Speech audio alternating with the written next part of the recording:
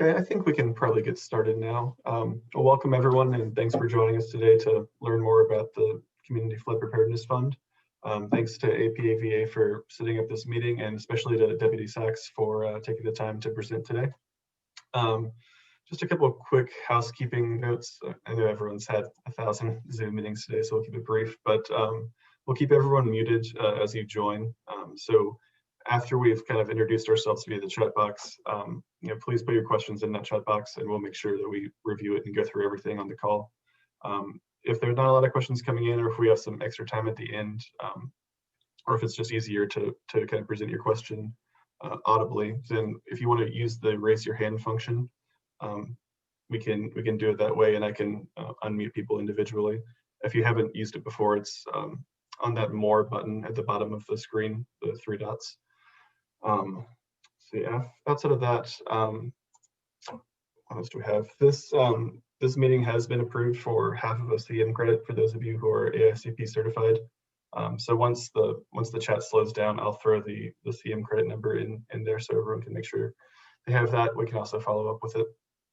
But outside of that, so we'll do most of our introductions in the chat.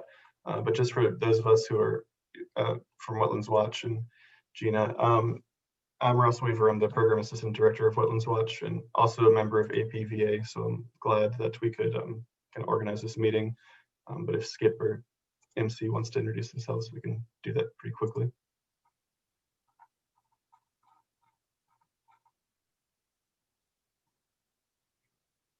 I'll jump in. I'm Skip Stiles, Executive Director of Wetlands Watch. Thanks for showing up. Thanks for participating in this.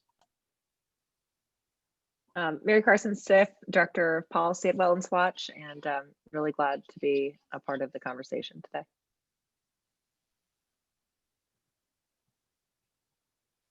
And, yeah, there you go. Yeah, and I'm Madison Teeter, Program Associate of Wetlands Watch. Happy to be here today. And Gina, I'm sure everyone knows you, but if you want to go ahead and introduce yourself, it couldn't hurt. Hi, everyone. I'm Gina DeChico. I currently professionally work for the Department of Conservation and Recreation as a land conservation specialist. I used to be a floodplain planner at DCR, though, so the content of today's event is hearkening back to my former position. And in addition to that, I am on the board of the Virginia chapter of the American Planning Association as the Vice President of Section. Great, thank you. And then Deputy Sachs, if you'd like to introduce yourself.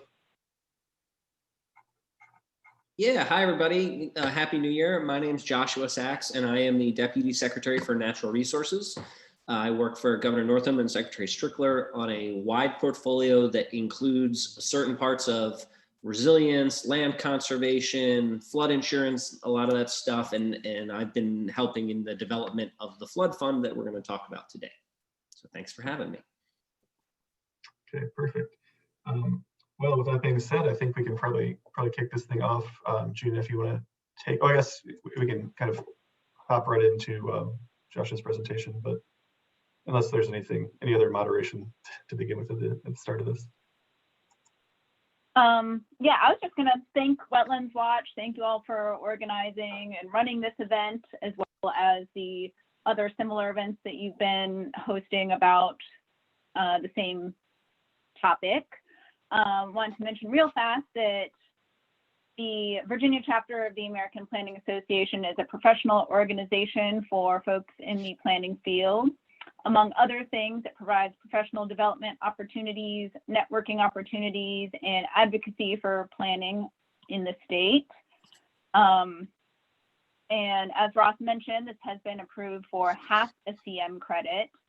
Additionally, if you enjoyed this webinar and you want to share it with folks afterwards, it will be available, I think, on the Wetlands Watch website, as well as on the APAVA website. And through the end of the year, you can still get half a CM credit for watching it after the fact. I think the CM number changes, though, if you watch it, if you watch the recording.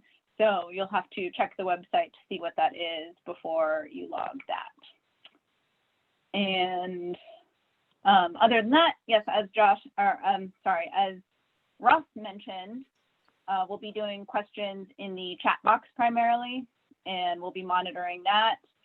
Additionally, just any other thoughts or comments that you want to share. We definitely have time for Q&A at the end, but also just want to have a discussion. So if you've got, ideas or thoughts about it, feel free to share those as you go. And also when you do, please type, in addition, your name will pop up, but let us know what your work or your affiliation is so that we know sort of where you're coming from when you're asking your question or making your comment. And I think that's all I wanted to say real fast. And with that, I will turn it over to Deputy Secretary Sachs. All right. Hi, everybody. Hi again, I should say.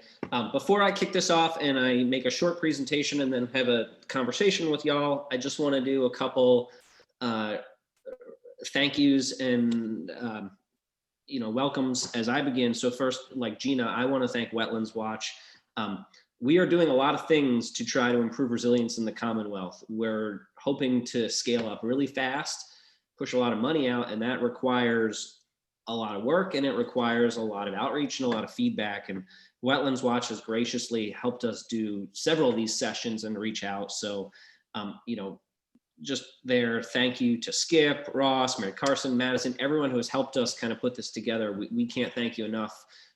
You've really helped us to try to advance this. I also want to recognize a couple people from the governor's team that are on the call. Admiral Ann Phillips, who is the governor's Special Assistant for Coastal Adaptation and Protection, is on and leads a large majority of the work here. She has been responsible for the framework, which I'm going to start with before I pivot into the flood fund. So Admiral Phillips is on, as well as Cherise Zhang from her team, and Miriam Karad from my office, who handles our outreach. Pardon me, I should say Assistant Secretary Miriam Karad is on, who handles our outreach. So this is a team effort, and I just wanted to make sure people were aware of some of the people who have been helping us to put all this together. So with that, I'm going to try to share my screen and walk you through a presentation. Gina, can you give me a thumbs up if you see my screen? Okay, good to go. All right. So as I said a moment ago, Virginia has been working really hard to catch up to improve our resilience across the Commonwealth. I don't need to tell you, planners, people who actually are on the ground and are seeing changes happen or seeing development, that we are woefully behind when it comes to resilience. That's not a unique Virginia problem. That's a national or global problem, but certainly a significant challenge, and we need to scale up quickly. So what I'd like to do today is walk you through very quickly some of the things the Northam Administration has done to try to facilitate that ramp up. I'm going to end with a discussion of the Community Preparedness Flood Fund, which will be our primary driver, at least in the short term, of resilience funding in the Commonwealth. And then I'd like to have a conversation where I'm happy to answer any questions y'all might have, and really would love to hear any thoughts, feedback, or advice that you have, because most of what I'm going to tell you about today is in its fledgling or development stages, and we want to get it right, and that means we want to hear from you. That's a sincere request. So with that, away we go. Here we go. Okay. I think I might have gone too slow. Yep, there we go. So earlier last year now, Happy New Year. Last year, Governor Northam announced what we call a coastal master planning framework. Let's start there. But one with the right-of-way acknowledgement that the goal of this call today is to talk about resilience statewide. And I understand there are planners, people on this call from across the state, but obviously we have significant needs in the coastal zone, and that's where we started. And we created a master planning framework, and that framework is intended to ultimately get us to a traditional coastal resilience master plan akin to what you've seen in states like Texas and Louisiana, where they have a tiered prioritized project list divided by region And that is how we will operate in the coastal zone. We've begun there, and these principles are going to extrapolate out. But I think they hold true whether you're in the coastal zone or not. So let's start there. In our coastal master planning framework, we believe that there are 5 principles that are absolutely imperative for the Commonwealth to put forward. And here they are. 1, acknowledge climate change. Might sound easy, hasn't been easy for a long time. I'm sure there are many of you on this call who have had lots of conversations about recurrent flooding. Governor Northam thinks we ought to call it what it is, and that's climate-driven flooding. There it is. 2, enhance equity. We know that some communities are better equipped to deal with this than others. We want to make sure no community is left behind. We want to make sure everyone is helped how they ought to be. So that's an important concept for us throughout. 3, we deeply believe that in many cases, nature is the best flood control money can buy. It's already there, it's free, it provides additional ancillary benefits. For me, wildlife benefits, water quality benefits, other things. So whenever we can, we want to use nature-based approaches. Will there be situations where we have to build a flood wall, or tide gates or something? Of course. But when we can, we want to use nature-based. 4th, we want to use community-wide approaches, region approaches. We want to plan at the regional scale. I don't have to tell all of you, this is an easy call for me, that if I put a home up on stilts, I still have a whole bunch of problems. I have to deal with the roadway. I have to deal with the utilities. So when we can protect communities at the community scale, at the water line, and protect the road and the home and everything else behind it, that's ideal, and we want to do that. And last but not least, we have to be pragmatic. If you try to do the 4 things I already mentioned, that will cost a lot of money and likely more money than we have. So we need to do our best to find cost-effective ways of implementing these programs. Again, these are principles for our coastal framework, but they hold true as we expand out and do work in the non-coastal zone as well, and that's why we're starting here. So once we've established those sort of overarching goals or principles, then we have kind of more scaled down primary goals for the master planning. And that is 1, to identify and prioritize projects. We want this to be about actual projects, not more commissions and meetings and charrettes and groups. We need to build stuff, and that's the #1 goal for our work going forward. 2 is to find financing strategies that will be long lasting, will continue, and will allow us to achieve the goals we need. And that's going to take some work. I'm going to speak to that later on. 3, I mentioned before, trusting the science, believing in climate change, and addressing it is important. And we've kind of furthered that concept into a goal, as you can see, #3. And 4th is coordination. None of these things work well when everyone goes it alone. We push water at one another. We create an array of problems. When we are coordinated, we can leverage dollars, we can do the best work, and that's our goal. So, as I mentioned before, again, in this master plan, we will then divide the state into 4 regions. You can see them there. And then we're going to take some immediate actions to start to implement that.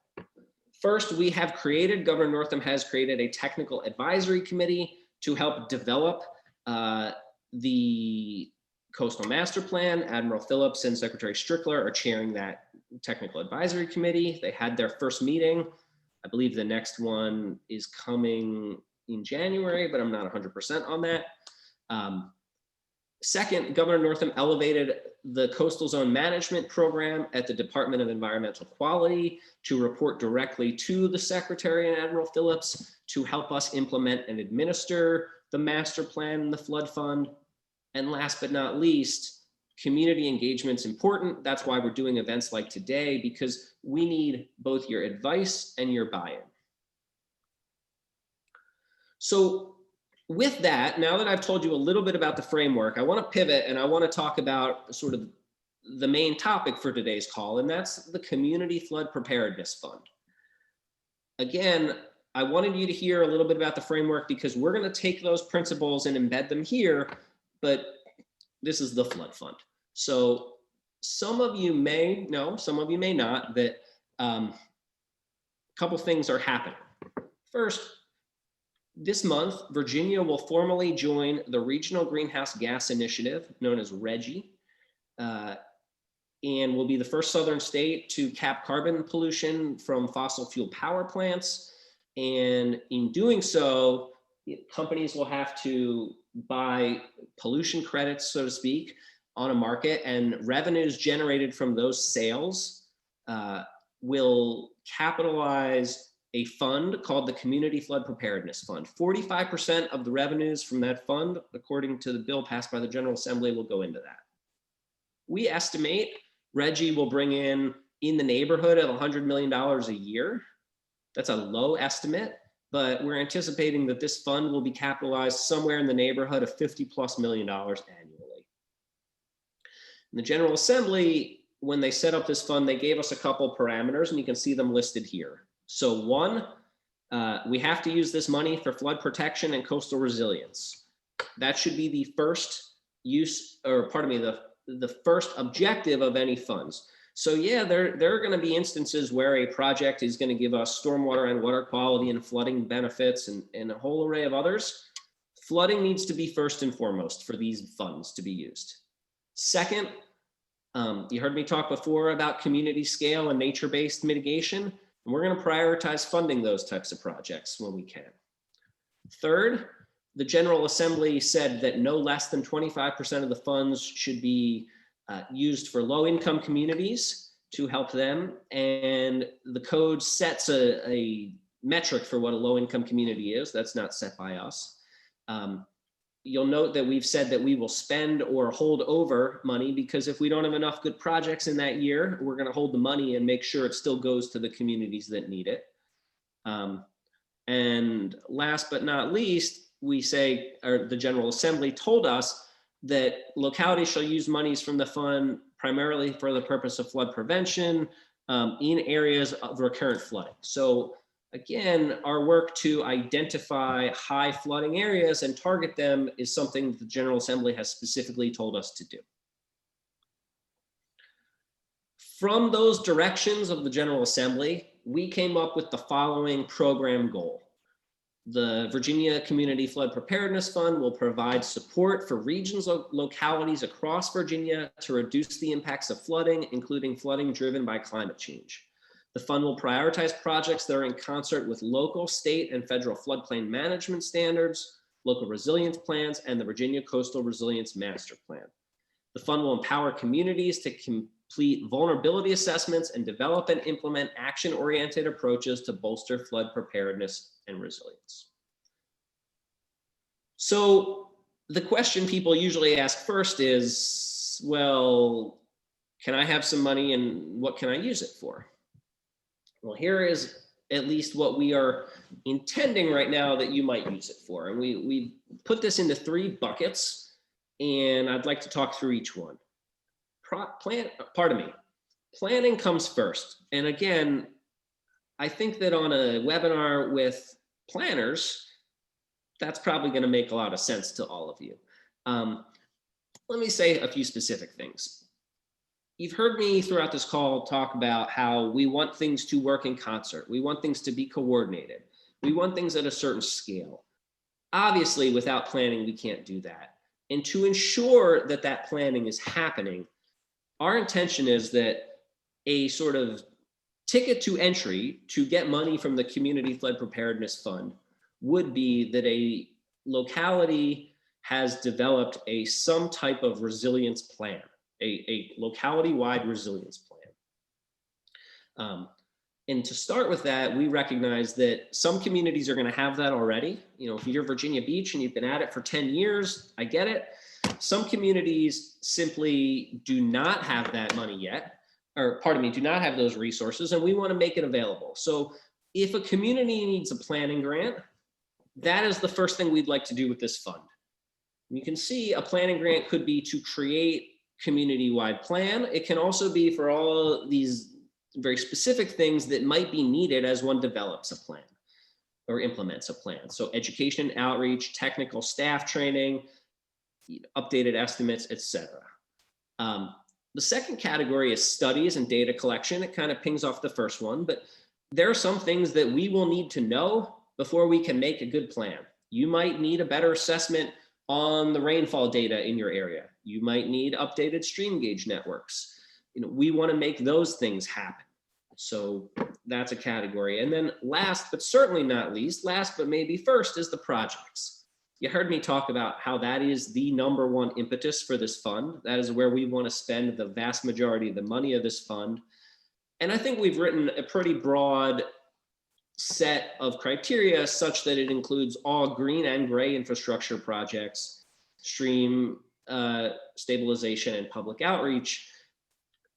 One last thing to say about that, though. We will use sliding cost share in this program. And at least thus far in our conversations, if there are other dedicated revenue sources that exist for the issue you'd like to resolve, for instance, if it's a road elevation issue and there is VDOT money or federal highway money, we'd like you to use that funding first and Community Flood Fund second. And to ensure that, you will probably see a larger cost share on the community side for a project that has other funding sources than you would for standalone projects. So clicking forward, after we talk about where it's going to get spent, people want to know, well, how do you score it? Who's going to actually get it? So thus far, we've suggested a couple sort of award criteria. And those are as follows. Again, you heard me talk about the locality resilience plan. Each year, we're going to publish a grant manual. So right now, we have this guidance out. That's what we're talking about today. We're using that to sort of set our guide star, to set our course, but we will then further that every year with a grant manual with much more detail. So that's where we will have each year by year, we will be able to adjust cost shares. We will provide more detail on what satisfies the requirements for a local community plan, etc. You can also see in the coastal zone, we're going to use that master plan once it's developed to be the lead prioritizer of projects, if I can make that word. We will consider fiscal capacity, when we do our grant awards. We have talked about minimum grant awards. We feel it's important to set a minimum grant award because we don't want to be flooded with very, very small dollar amounts. So right now we've tentatively set the thresholds, as you can see, $50K for projects, 25 for studies, 25 per plans. We are not capping projects at this time. If you have a multi-million-dollar project that one wanted to apply for, we will have to think about whether we fund something like that in tranches or, a commitment with money as you go when you hit certain metrics. We haven't nailed that down yet. And again, last to recognize is that while I mentioned before a certain amount of revenue will come in every year, there's no requirement that all of the revenue that comes in be expended in any particular grant round. So Secretary and Admiral Phillips and others will have to determine how much money and when. Now, a few more details. We anticipate doing 2 grant rounds per year. You can see we'll do 1 grant round sort of the first half of the year, 1 in the second. Just a caveat that just because I wrote up there that we will have our first grant round in April, that does not necessarily mean the first grant round will be in this April. A lot of work to do before now and then. We may do a shortened grant round. We may skip a grant round. I just don't know yet. Eligible entities, as you can see, are going to be localities, PDCs on behalf of localities, but not necessarily for their own interests. Soil and water conservation districts, we believe, can be incredibly important for nature-based infrastructure, and tribal governments, of course, need to be included. As I said before, each year or before each grant round, we'll put out a manual, and that'll set sort of more details on the process. And then project selection will ultimately be informed by the Technical Advisory Committee, the Secretary, the Chief Resilience Officer, and Special Assistant for Coastal Adaptation. So I believe that is kind of the quickest overview I could do of some significant things I believe we've put in place and are hoping to see take shape in Virginia to really help us bolster our resilience. And as I mentioned before, what I told you today about the Community Preparedness Flood Fund is a formal proposal that the Commonwealth has made and put out for public comment. And you can see from this slide, there's a place that you can register public comments. We would love to hear from you. As you can see down at the bottom in particular, we'd love to hear from you about if we got right the allowable uses of grant funds, if there's things we should add or subtract. We want to talk a lot about, or we want to hear from you about what should be included in a local resilience plan. Any thoughts on grant timing that we might be missing, and grant awards minimums. We're happy to hear anything else. I'm happy to talk about all of that today, and I'd love to get some of your thoughts. I also just want to make the point that talking to me today does not necessarily count the same way formal written public comment would. So please, if you're interested, do both. It's really helpful for us to have things in writing that we can refer back to. So with that, I thank you for your time and your interest. I'm going to catch a breath for a second, and then let's have a conversation. I'd love to hear from you if you think we're on the right track and what we can do better. Thanks. I'm going to unshare my screen. Is that okay?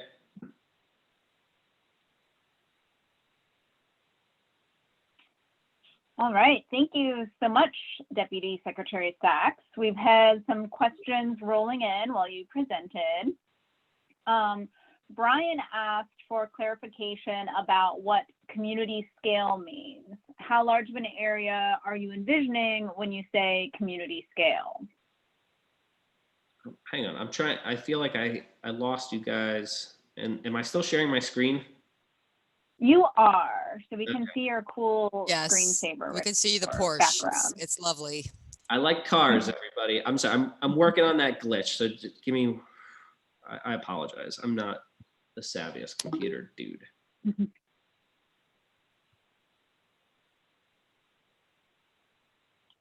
little embarrassing.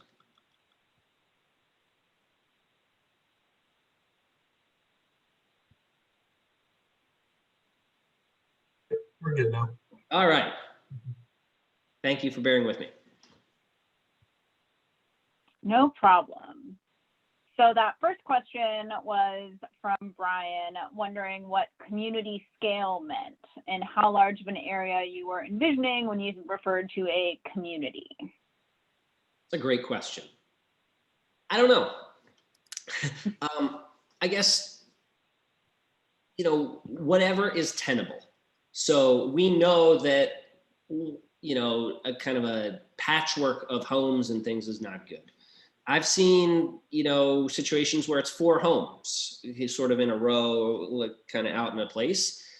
I think I've seen situations in places like coastal Louisiana where they're looking at projects, that cover large swaths of land. So I think right now we are trying to encourage localities to go as big as they can within what's practical and pragmatic. And that's sort of as far as it goes right now. If you have more thoughts on how we should refine that or how we can do more to encourage it, we'd love to hear that.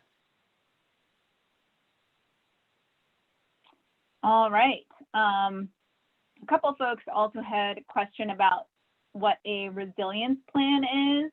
Brian was wondering if a comprehensive plan could count for that, or Matt was asking if a regional hazard mitigation plan could count as a resilience plan.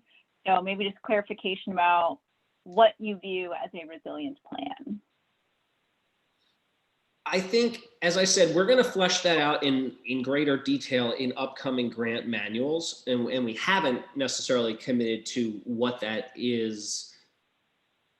Nonetheless, I think it's common sense that we want to be assured that a community, however that's structured, has looked at sort of the complete landscape, figured out their highest areas of risk, and taken steps to address that in a holistic way.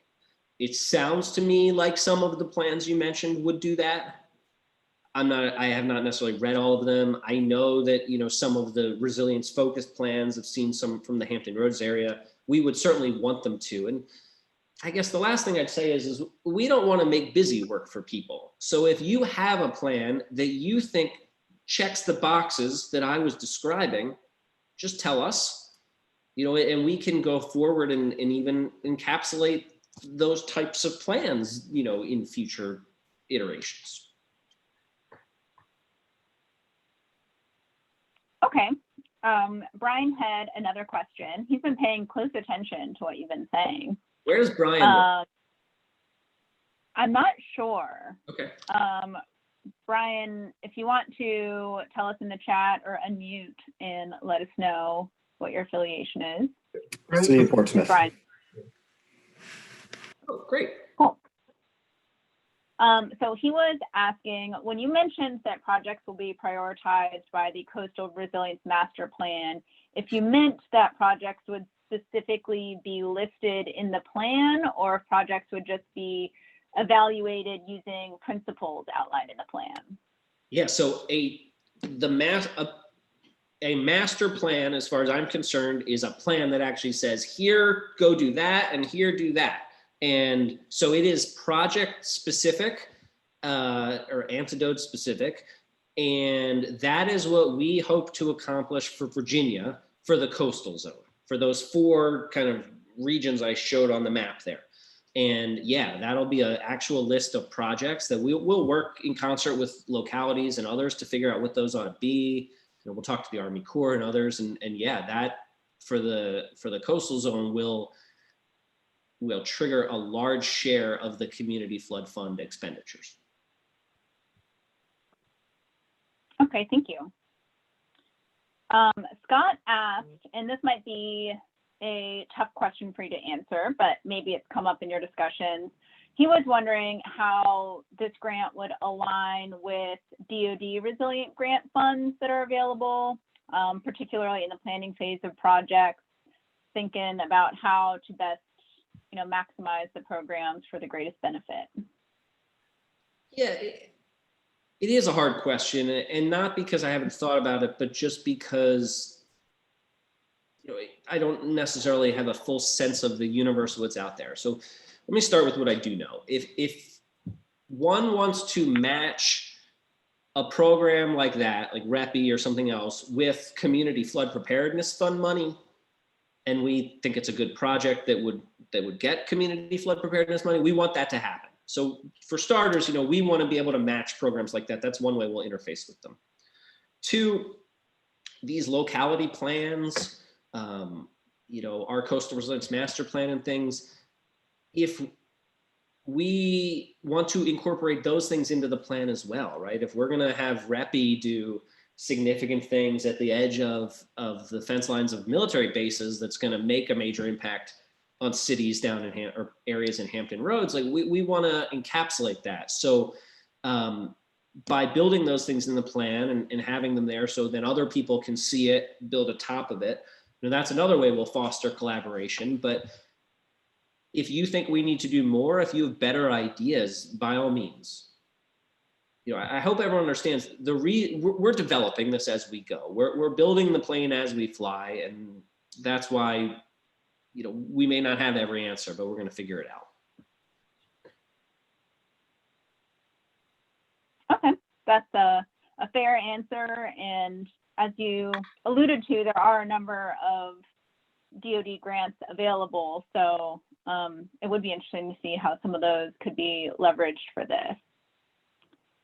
Aaron was asking if we could restate the minimums and maximums. I assume that is referring to the grant, which funds projects of 50,000, studies of 25,000, plans of 25,000, but I'm not entirely sure. So Aaron, you can type up if that was not what you were looking for.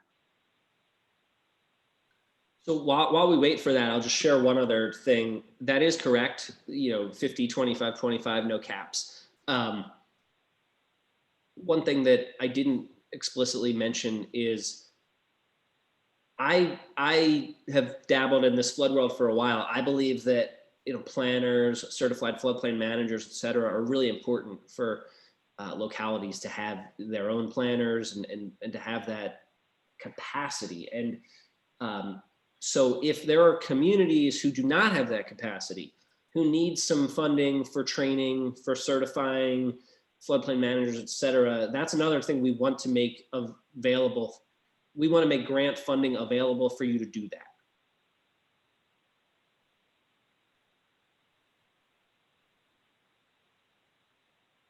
Great. Elizabeth had a question about what the funds can be used for and if they could be used for land acquisition. I would love that so much. That would be phenomenal. The secretary and the governor really believe that we need to look at land use and protecting, preserving natural floodplains as a way to deal with this, especially in a state like Virginia, doesn't have the same kind of resources as Louisiana or others do. So yes, we want to do that. It's a great opportunity for me to mention that Governor Northam's Conserve Virginia, which is a technical model that helps identify high priority conservation lands. That's what Gina works on in her day job, among other things. Has a layer specifically devoted to flooding and floodplains. It buffers wetlands, wetland migration areas, and river and flooding zones with historical flooding. And if we could use money to purchase properties identified through Conserve Virginia, I think that would be phenomenal. Again, we're also really focused on all the other benefits we get from that, be it water quality, wildlife habitat, outdoor rec, et cetera. So 100%. Awesome. Scott made just a comment. I don't know if he wanted to add anything more to it, if he wants to hop off mute. He was just saying that he works for OLDCC, which transparently, I do not know what that stands for, and that they stood up a resilience program last fiscal year, working in the Hampton Roads area, and just started working in Northern Virginia military installations. Well, that's awesome. So if he wants to hop mute and add anything, feel free to. Yes, this is me. I think, can you hear me? Mm-hmm. Yeah. I think we'd definitely be interested in, so OEA, now we're Office of Local Defense and Community Cooperation, formerly Office of Economic Adjustment. We stood up a resilience program. We're working in Hampton Roads where we have grants already. We're also working with Quantico, Belvoir, and Joint Base Myers-Henderson Hall currently to develop a grant application. So I think we'd be very interested in talking further to try to figure out how we could marry up some efforts going towards the future. I think from my comment regarding the planning phase, I'm curious because when we have grants submitted versus or requests and applications, and when you have them submitted, how we could align efforts if we were looking to do a federal, then a match with your program in Virginia. Over. Scott, Josh, can I answer that? This is Ann Phillips. So Scott, this is Ann Phillips. Please get in touch with me. Coordinating with OEA is what I do, and I'm pretty involved with the Office of Veterans and Defense Affairs, formerly Mike Coleman, now Tom Krabs. A big part of the TAC is involved in coordinating across federal partners and also coordinating to align financing opportunities across federal, state, and local. So please get in touch with me and we'll talk further and kind of coordinate coordinate you all into that process. Thank you.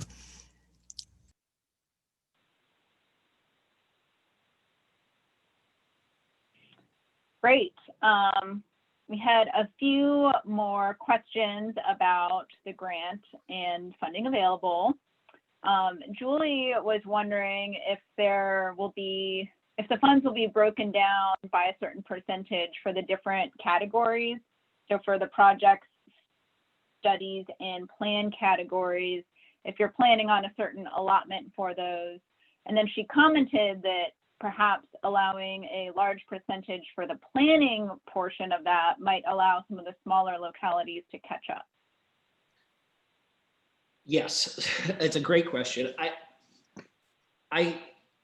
We have not made any final determinations. The governor has not made a final determination on how we will handle that yet. That said,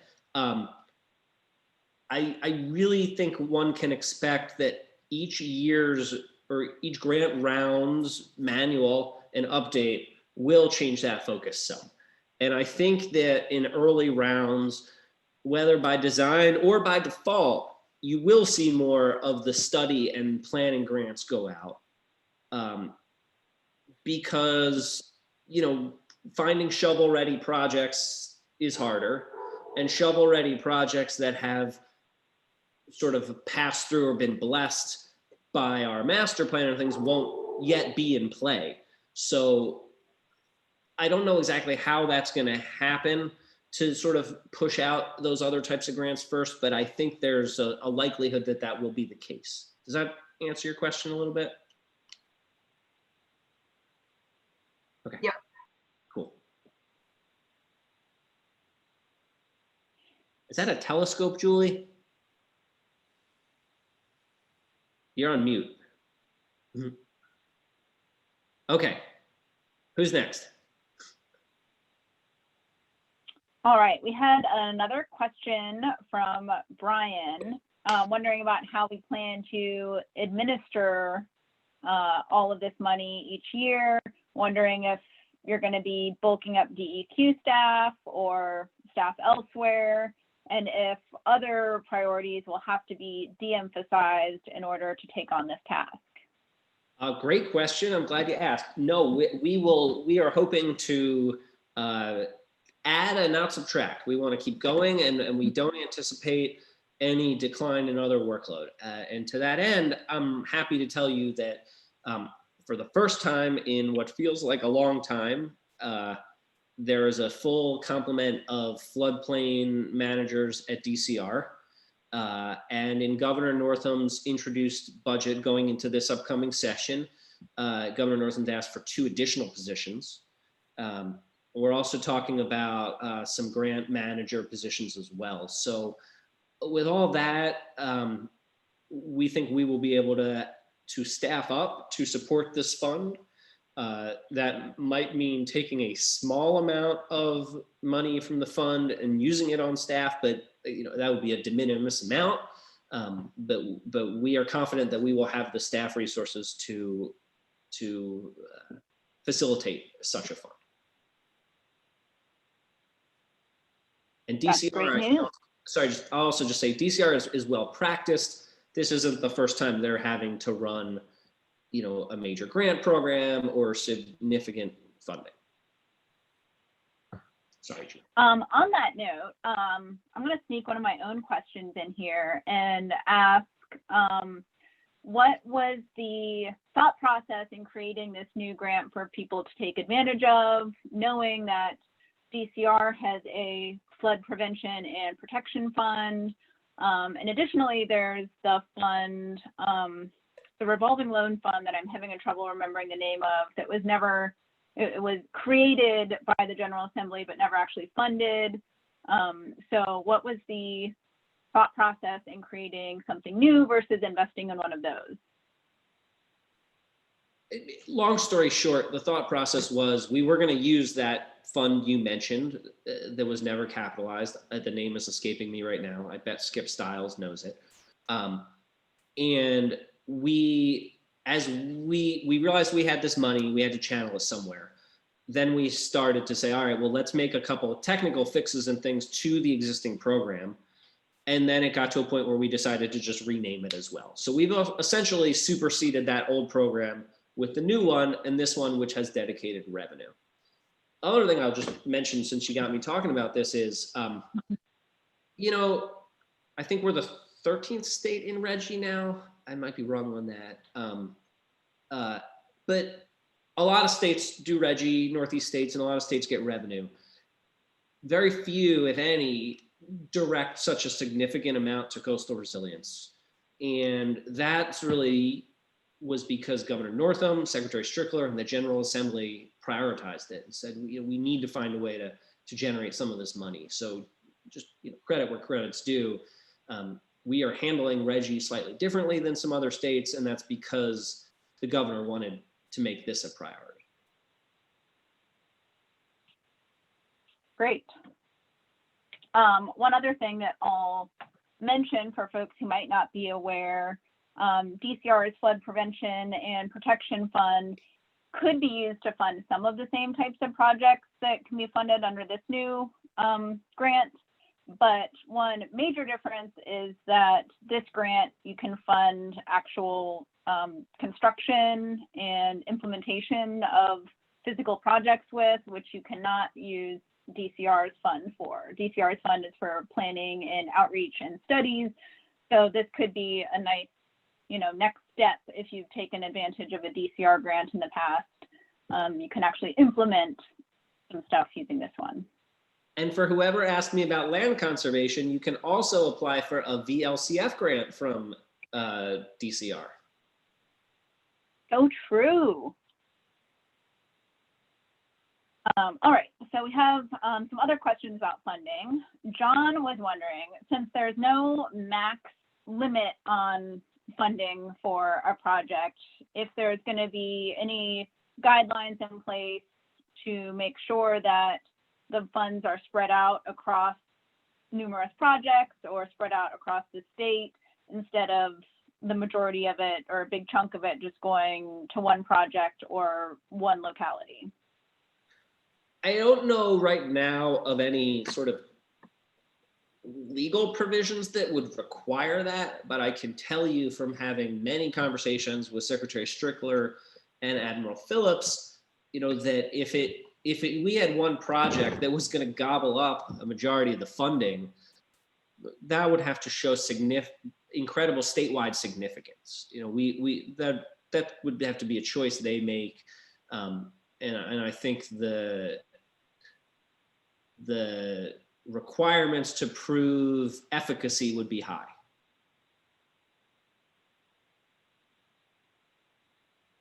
On a related note, Aaron was wondering if they'll have to prove the cost effectiveness of a project by providing a business case analysis or some sort of documentation or quantification for the benefits of the proposed project. I don't know yet. I think as we develop the grant manual, we'll have to see, if we ask people for alternatives considerations or other things like that. Not something we've spent a lot of time talking about. Don't have a strong sense of it yet. Be happy to take comments from you in writing, and if you had an idea of which way you wanted it to go. All right. Brian had a question. He said, between the fund and the plan, there have been references to various oversight and technical committees, including a board that sounds like the Commonwealth Transportation Board and a committee made up of PDC directors. Have other options been considered? PDCs don't really do implementation, and the CTB opens up the fund to being administered and appointed by people who don't believe in climate change.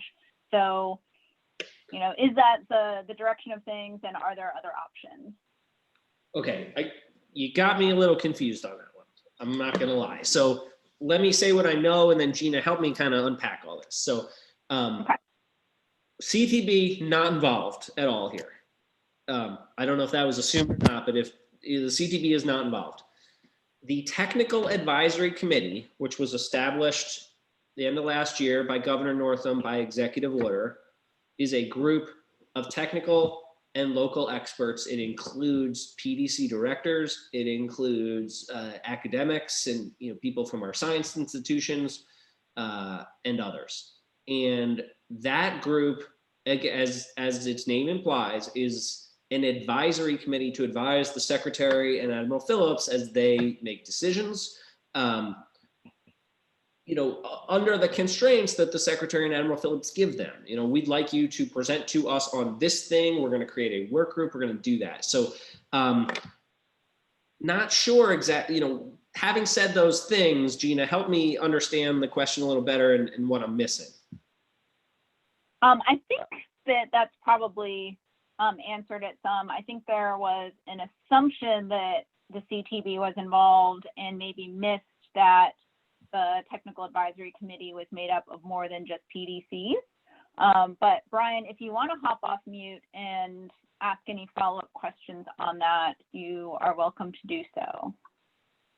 So I know that the CTB is not involved. What I said in the question was, it sounded like in the plan it referenced a board that sounded like the Commonwealth Transportation Board would be appointed to oversee. I'm not sure if it would be the fund or the plan or both, but it made me concerned that this opens the funding or at least the planning up to significant political influence from people that potentially don't believe in things like climate change, and then this whole thing becomes a moot point. And so I was just kind of wondering how that oversight was going to work if you all were planning on creating some sort of board that would be appointed by the governor to oversee some aspect of this, or if it would just strictly be the technical committee like you described, who would be reporting to Ann and to the secretary. Yeah, so we have no intention of creating another board at this point. And in terms of like determination, so where the flood fund money goes, you know, at the end of the day, the grant awards are going to be determined by the secretary, you know, and his team, you know, using the scoring criteria we put forward and things. But we will not be opening that decision making up to people who don't agree with us on, you know, that's the secretary's prerogative, and he's going to make those decisions.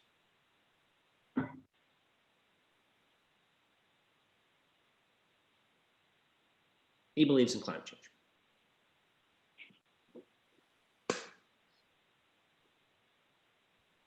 All right. Well, folks, keep the questions and comments and ideas coming in the chat box.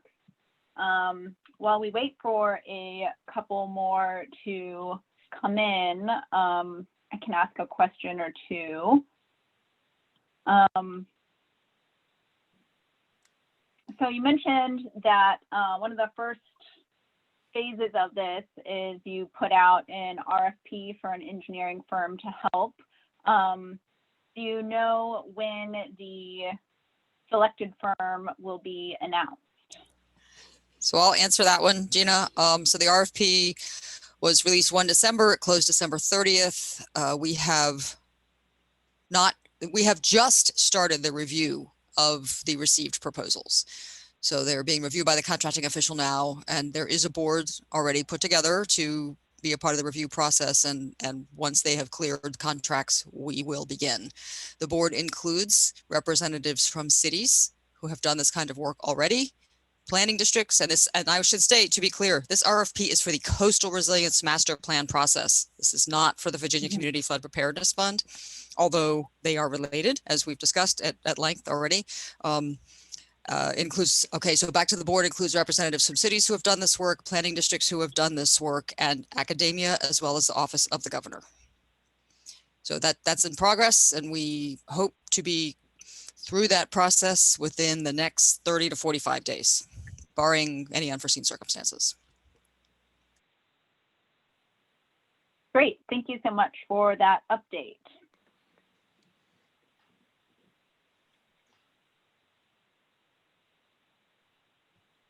Another question about requiring a benefit cost analysis, and if that will be using the FEMA tool for that, or if there's going to be a similar methodology laid out. I don't know if y'all have gotten into the weeds on that yet, but that is a question that Dipmani had.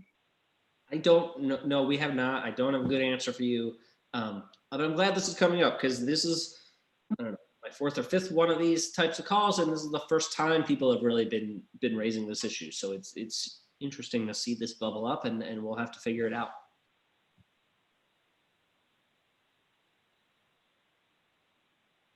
Okay, and so I guess related to that, and the ability that interested parties have to provide comments and feedback, Brian was noticing that so far it seems like documents have been put out for feedback, but he's wondering if there'll be an opportunity for any more proactive engagement where they can share ideas maybe before document drafting occurs, or earlier in the process, I think. Well, we have an open door in the Northam Administration, and we do our best to telegraph things like this are happening. Obviously, like the flood fund, there was a bill in the General Assembly, there was a bill signing, there are press releases, and if ever people see something that they're interested in, that they want to talk to us about, share thoughts about, our door is always open. We're happy to take meetings, phone calls, sit with you, read an email, whatever you want. It's sort of hard sometimes to figure out when you first go out to the public, and you can't go out and say simply like, I kind of have an idea, you need to put something on paper. So, kind of working through those aspects, but if you feel like you want to talk to us before something hits and you're nervous that might happen, feel free to just reach out.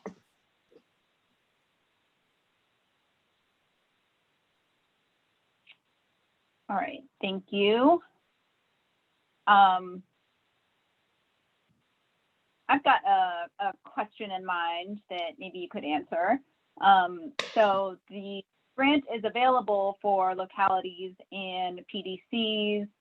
Is there an opportunity for private firms or other organizations to partner with localities and PDCs to apply for the grant, or would it just be limited to government agencies?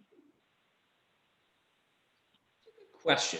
I think, what we're trying to get to at the end of the day is to fund project studies and planning that the locality and the state think are of significance. If a locality is working with a company or something on something that meets those criteria anyway, I don't see why we couldn't, sort of whose name goes on the application. I'm not sure how much that matters. Obviously a lot of these funds are going to require you to hire contractors or construction people or others to do them. So I don't have a problem with that, with the caveat that it needs to satisfy the requirements of helping the community and reducing flooding first and foremost. That makes sense. Oh, okay. So this is a good question. Antonella is a grad student at George Washington University, working at the Appalachian Regional Commission as a program assistant. She noted that 25% of the money has been allocated for projects in low-income geographic areas, and is wondering what strategy will be used to engage low-income communities in these discussions. I'm wondering how low-income communities will be defined or identified. And she's also asking about the sliding scale that you mentioned could be used for the grant match. All right. Can so you kind of give it to me unpacking low-income community as it is laid out in general. So, all right.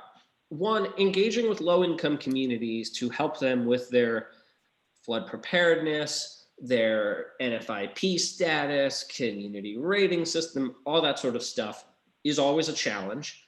And again, you heard me earlier mention the two recently hired people at DCR, one of whom is going to be focused on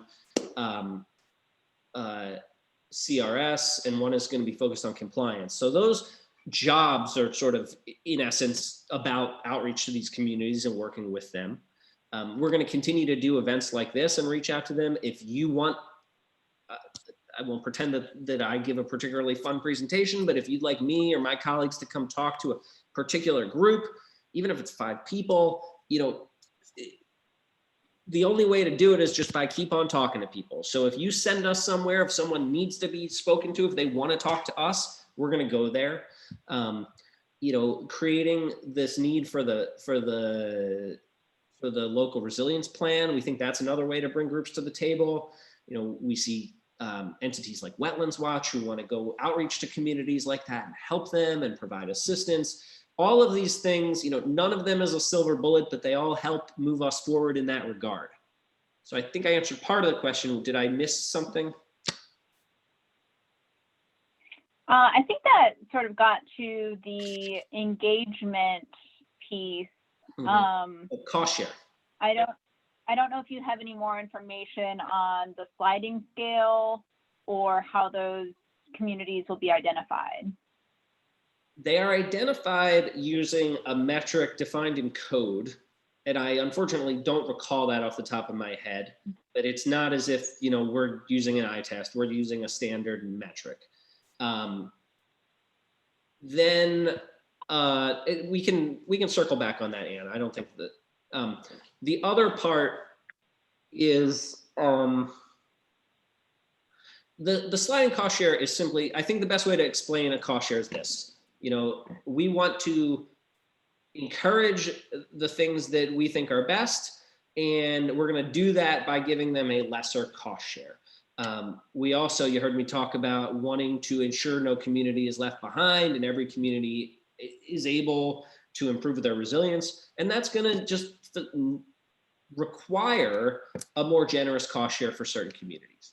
So that's what I can say at the macro. And in the micro, we're talking about a lot of money. We're talking about a fairly decent sized state and a lot of projects and things. And we're gonna have to sort of see what's coming in, what gets funded in a particular grant round, what's kind of left outstanding.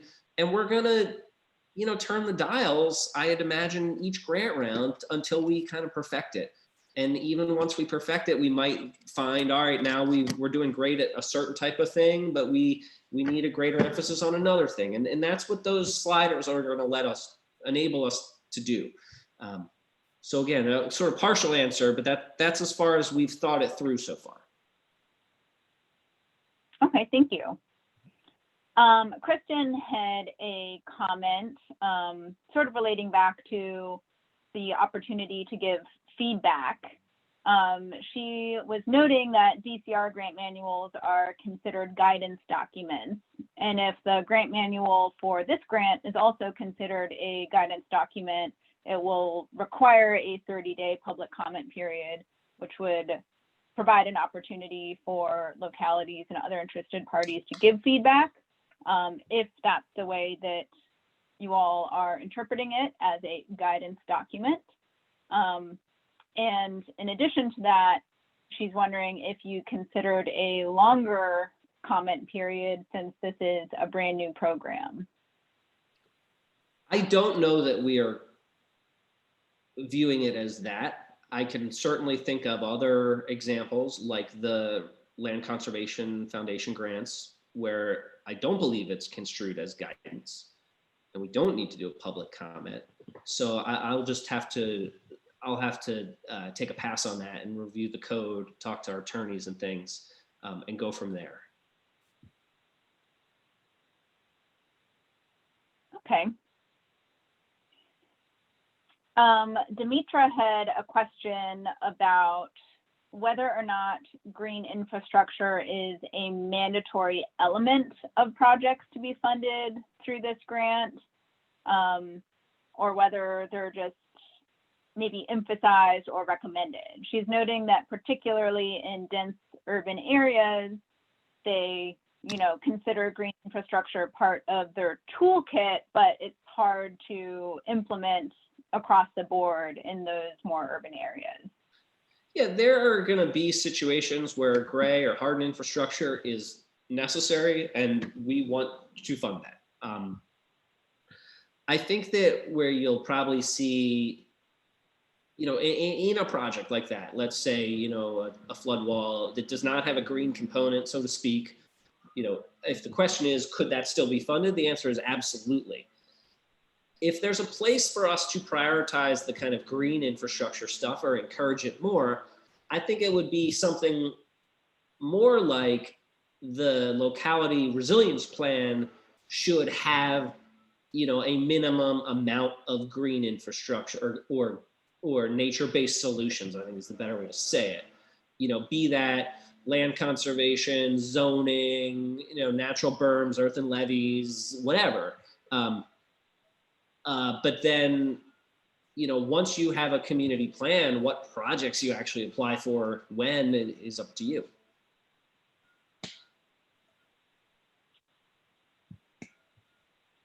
Okay, great. So the short answer is there's flexibility, and not limited to just green infrastructure. Yeah, I'm sorry. Should I have just said yes? No, I liked your more elaborate answer. Just wanted to make sure we were on the same page. Okay. All right. Let me see. So while folks continue to come up with some questions and comments, I had a question or two about the coastal master plan, which I'm not sure if you're to the point where these things will be answered or if it's still too early in the works. But I was wondering how the coastal master plan would impact localities and if local governments would be expected to adopt plans or policies or regulations as a result of that coastal master plan. The question is, will localities have to adopt plans, regulations, et cetera, to facilitate the coastal? Yeah, so it's coastal master plan only going to be, I guess, carried out on the state level, or will the action items in that be passed down to the local level too, where the state plan might identify certain things that you want all of the localities in that region to do, and then they would have to adopt that policy as well. I'm not sure. I think we can ask Admiral Phillips if she wants to weigh in, but I think that if it was like I guess what popped into my head is well, if it was a policy we wanted, like, why wouldn't we establish that through our normal policy mechanisms? I think the master planning framework, there are elements to it that say we want to incorporate, good governance, good planning. We've adopted a freeboard standard for the Commonwealth. We'd love it if localities adopted them. We've adopted sea level rise projections. We'd love it if people adopted things like that. But I'm not aware at this point of any impetus to sort of require something. That doesn't mean it doesn't exist. That's what I know. Okay. I don't know if Anne has anything to add. Maybe it looks like she might have dropped off.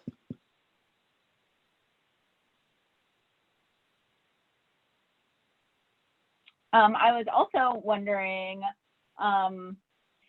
when y'all are expecting the coastal master plan to be completed. Our hope is that it can be completed before the end of Governor Northam's administration. So, around this time next year. That's what I know. Perfect. Good goal. So it seems like we've maybe exhausted the questions, Gina. Is that where we are? I think that is the case. Nothing else is popping in right now, unless anyone has any last minute comments or questions they want. Folks have been chatting some about the definition of low income community and sharing some environmental justice screening tools. So that's been going on in the chat, which I think is helpful. So I'll be pulling some of that later to look at for sure. Great. It's hard to read the chat while we're doing this, but those who have facilitated this have done a great job, and we get readouts of everything that's happening in the chats. We do read it all and think about it. So thank you for that. So is it time to maybe wrap it up and bring us home, Gina? We good to go? Yeah, if there's no other outstanding questions. So I would like to just thank all of you for joining us and for asking questions, for sharing some thoughts and helping us continue to think about this. I want to encourage you, if you are interested, if you've heard something that's either really good or really bad and you want to let us know, be it through formal public comment, setting up a meeting or a call with me or reaching out to one of my colleagues, but please if you want to stay engaged in this, by all means, we want you to stay engaged. So let's find ways to keep talking, offline. And with that, I just want to thank Gina and Wetlands Watch again. And I don't know if our friends at Wetlands Watch need to say anything else, but thank you all for everything you do and for all your help.